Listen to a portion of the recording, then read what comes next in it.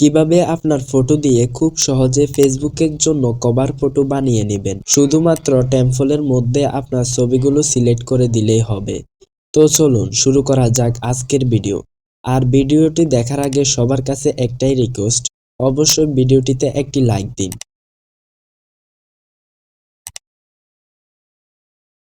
এরকম ফটো বানানোর জন্য বা এরকম ফটো এডিট করার জন্য প্লে স্টোর থেকে ক্যানভা অ্যাপ্লিকেশনটি ডাউনলোড করে নেবেন।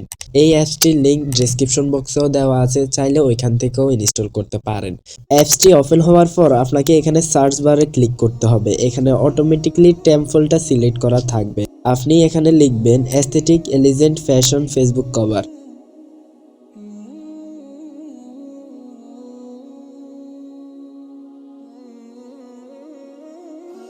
লেখার পর সার্চ বাটনে ক্লিক করবেন। তারপর একটু নিচে স্ক্রল করলে আপনি সেই কভার ফটোটি দেখতে পারবেন। আপনি এই বাটনটিতে ক্লিক করবেন। এখানে ক্লিক করার পর কাস্টমাইজ দিস টেমপ্লেটে ক্লিক করবেন।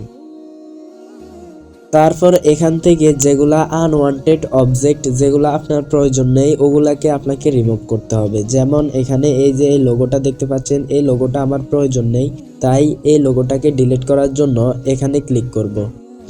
এটার উপর ক্লিক করার পর এখানে ডিলিট বাটন দেখব। ডিলিট বাটনে ক্লিক করলে এই লোগোটা এখান থেকে চলে যাবে। ঠিক সেরকম ভাবে যে যে লেখাগুলো আমার দরকার নেই, ওই লেখাগুলো আমরা এভাবে রিমুভ করে নিব। এখন আমাদের শুধুমাত্র এই ইমেজটি রয়েছে। আমরা এই ইমেজের মধ্যে আমাদের ছবিগুলোকে ইনপুট করতে হবে। প্রথমত আমরা এই ইমেজের ব্যাকগ্রাউন্ডটা চেঞ্জ করব। ব্যাকগ্রাউন্ড চেঞ্জ করার জন্য এখানে ব্যাকগ্রাউন্ডে ক্লিক করব। রিপ্লেস নামক একটি বাটন রয়েছে, এই রিপ্লেস বাটনটিতে ক্লিক করব। তারপর ব্যাকগ্রাউন্ডে যে ছবিটা রাখতে চাচ্ছি ওই ছবিটা সিলেক্ট করব।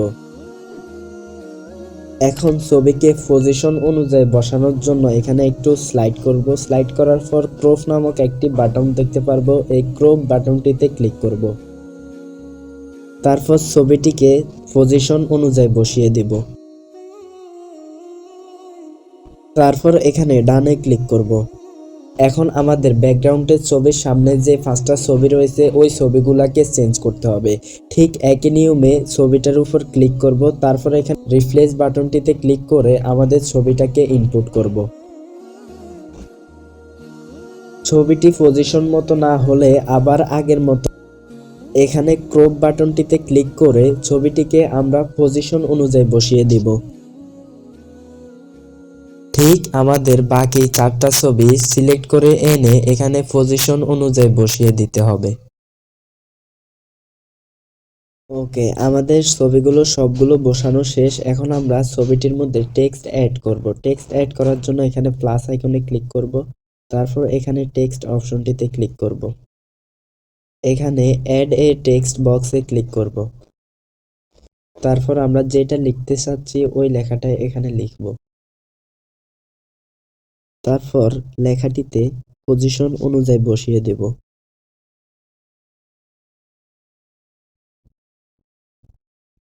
লেখাটি পজিশন অনুযায়ী বসিয়ে দেওয়া হয়ে গেলে আবার লেখাটিতে ক্লিক করব। তারপর এখান থেকে চাইলে লেখাটির মধ্যে আরো কিছু ইফেক্ট যোগ করে লেখাটিকে আরো হাইলাইট করতে পারবো। আমাদের ছবিটা টোটালি এডিট করা হয়ে গেলে এখন আমাদেরকে সেভ করতে হবে। সেভ করার জন্য চাইলে এখানে ক্লিক করেও সেভ করতে পারবো, আবার এই আইকনটিতে ক্লিক করেও চাইলে সেভ করতে পারবো। তো আমরা এই ডাউনলোডের আইকনের উপর ক্লিক করব।